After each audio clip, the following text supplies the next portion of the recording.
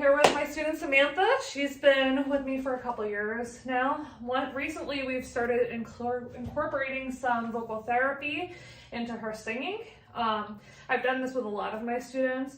Samantha also has had trouble before with some acid reflux, which can be detrimental to the voice. So some of the stuff that we do in here is make sure that we're not putting too much stress on her voice. And a lot of people don't realize that your speaking voice impacts your singing voice quite a bit.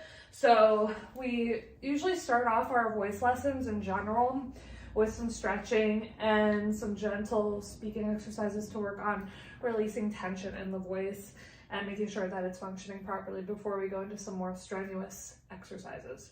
So we're going to start with a few exercises to actually relax the tension that any tension that would be outside and then on the outer neck muscles, because there's basically two layers of muscles when you're singing.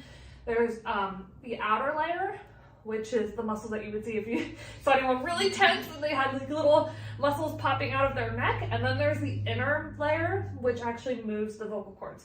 We do want the inner layer working, but sometimes that inner layer can get a little too excited, as we talk about a lot in lessons, and we want to make sure that it stays nice and loose.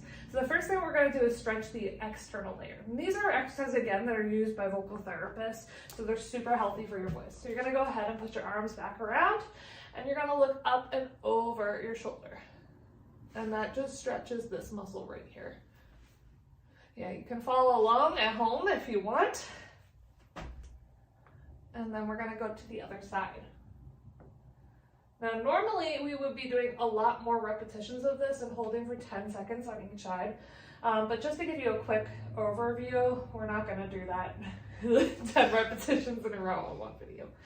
That would just be a lot. So once you've done that, you're going to take one hand to the opposite ear and just pull that head towards your shoulder. So you should feel this opening up. This feels really good if you carry a lot of tension in your shoulders. I know this helps me because I often, with a baby, will throw my neck out quite often.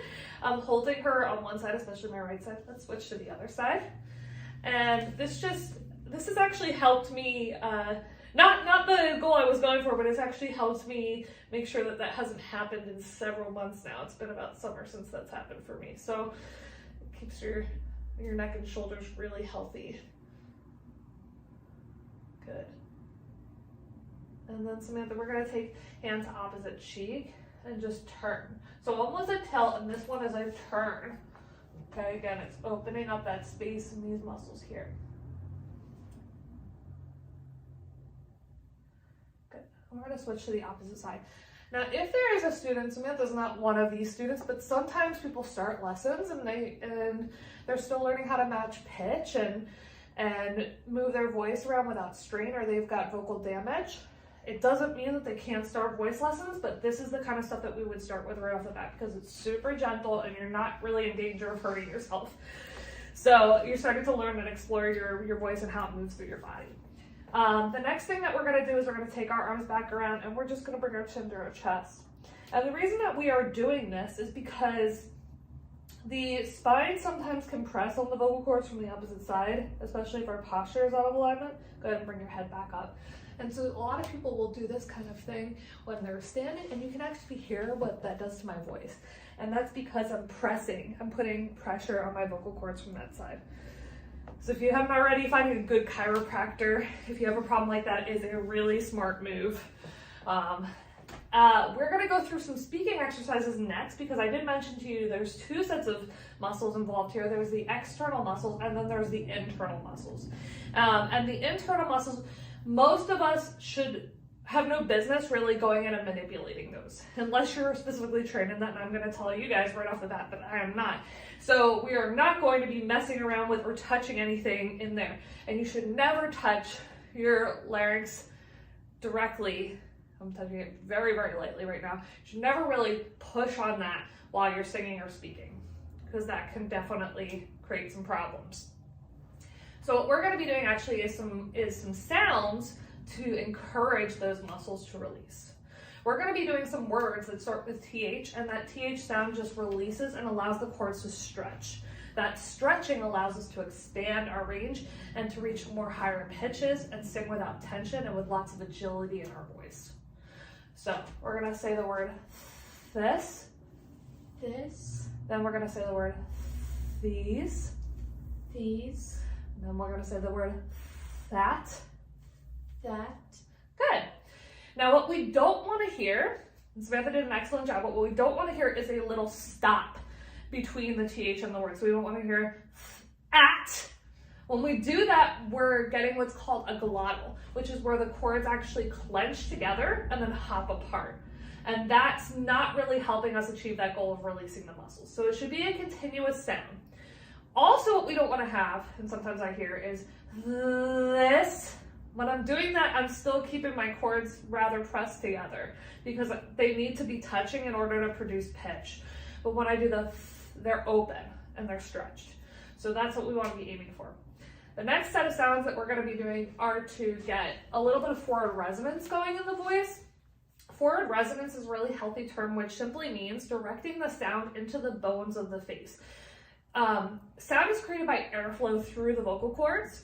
And so when we feel that airflow or get a sense of that airflow in the front bones in here, that means our sound is projecting without us having to force it and really be abusive to our vocal cords. If you don't have a sense of forward resonance right off the bat, that's okay. Not everybody does.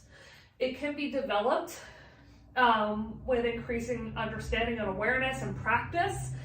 Right now, if you don't feel it, that's okay. You just want to imagine that it's there. Okay, so we're going to do a few words that start with the like a k sound, a C or a K, and we're holding at that k because it's going to get that sense of the airflow running over the tongue into the forward resonators. Okay, so we'll say can, cat, keep.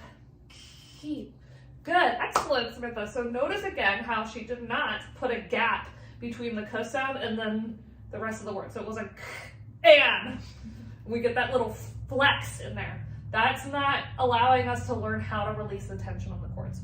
So it's very important that we have a continuous sound. The last set of sounds that we're going to do are ones that end in ing.